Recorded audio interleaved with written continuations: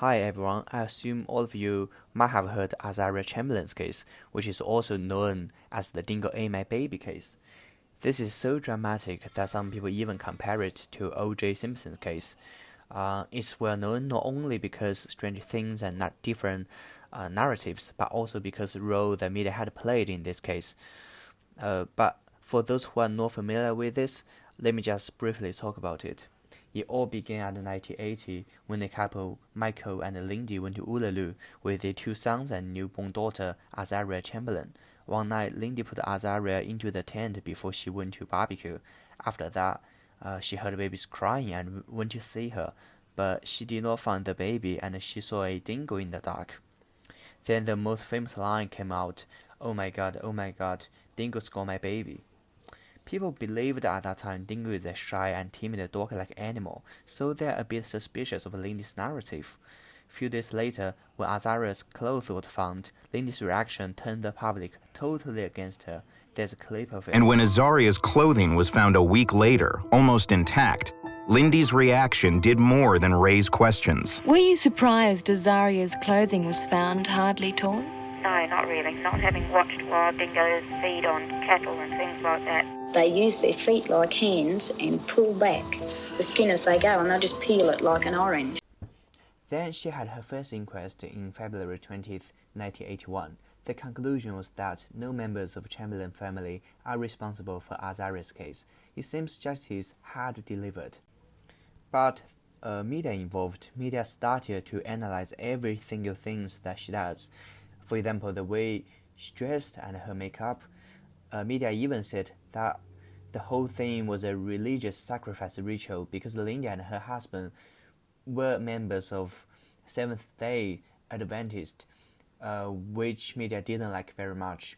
Then in October 29th, 1982, there was a second inquest, and Lindy was found guilty and sentenced to lifelong imprisonment. But this was not the end. Lindy appealed again and again. 3 decades after, in June 12th, 2012, Lindy finally had Azaria's death certificate that she was killed by a dingo. It sounds like a happy ending, but remember, it should not have been taken this long, and Lindy should not have suffered from public hatred speech after she lost her daughter. But as we look back, that's what happened, and this is what happened when line between freedom of speech and fair trial blurs. Media reports, as it has to engage public interests, contain untrue facts, subjective assumptions, and sensationalism that causes unfair publicity, which eventually influences jury who are supposed to solely consider evidence presented on court. However, on the other hand, public do have rights to say how justice is delivered. In order to ease the conflicts, I will further look into few possible solutions. Firstly, mix the jury and the trial by judges alone. Here I argue juries selected from general public are not trained for administration of justice. Therefore, in some cases, they should be assisted by professional arbitrators, and sometimes we should take trial by judge alone approach. Mixed jury can prevent jurors from sharing their exposure to publicity, and the professional arbitrators can provide additional guidance. Trial by judge alone provides an alternative where it is impossible to select 12 impartial jurors. Another one is national suppression order and the post-court report.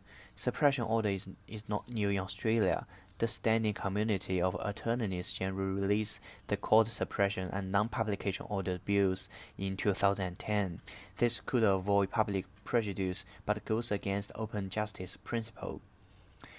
The post-court report should be introduced as a replacement for media reports. Court reports are usually written by trained specialists, so partly can prevent sensationalism and guaranteeing truth-telling.